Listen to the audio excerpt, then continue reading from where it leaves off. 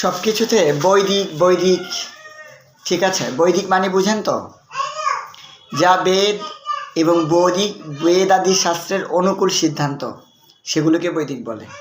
কিন্তু এখন এমন একটা পরিস্থিতি এসে দাঁড়িয়েছে, বৈদিক মাছ, বৈদিক ডিম, বৈদিক চা, বৈদিক চিকেন, কি শুরু করছেন আপনারা? এটা কোনো আচার্যদের শিক্ষা? এটা কোনো শাস্ত্রের শিক্ষা? ভক্ত হয়েছি, ভক্ত জীবনে এসেছি, যে সমস্ত দ্রব্য আমি পরিত্যাগ করেছি, আমি কেন সেই সমস্ত দ্রব্যের কথা স্মরণ করব? ভগবত ভক্তিকে এটা আমাদেরকে শিক্ষা প্রদান করে।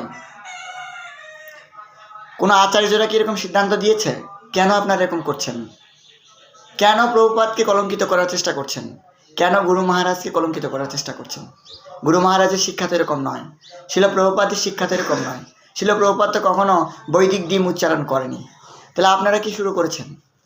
আপনারা কেন প্রভুপাদকে কলঙ্কিত করার চেষ্টা করছেন, প্রভুপাদের অবজ্ঞা করার চেষ্টা করছেন? বৈদিক শাস্ত্রের শিক্ষা কি এরকম? এখন কি শুরু হয়েছে এটা? বৈদিক ডিম, তারপর হচ্ছে বৈদিক চা।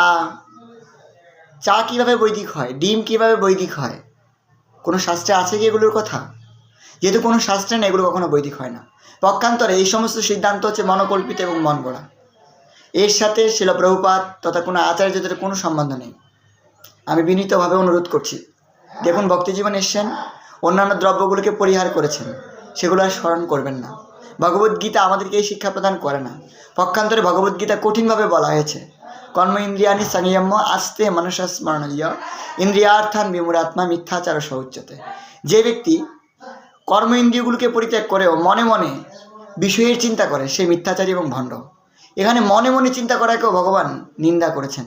আর সেখানে আপনারা যে সমস্ত দ্রব্য পরিত্যাগ করেছেন, ভগবত ভক্তির অনুকূল দ্রব্য আদি ভগবানকে নিবেদন করে আহার করার প্রতিজ্ঞা করেছেন, সেখানে নিরামিষ ডিম বলছেন, নিরামিষ চিকেন বলছেন, নিরামিষ কাবাব বলছেন, ইত্যাদি ইত্যাদি বলছেন। এই সমস্ত কি?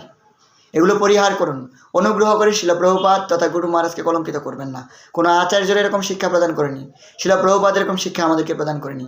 তাই বৈষ্ণব জগতে এসেছেন, বৈষ্ণবতা বজায় রাখুন, সদাচারকে বজায় রাখুন।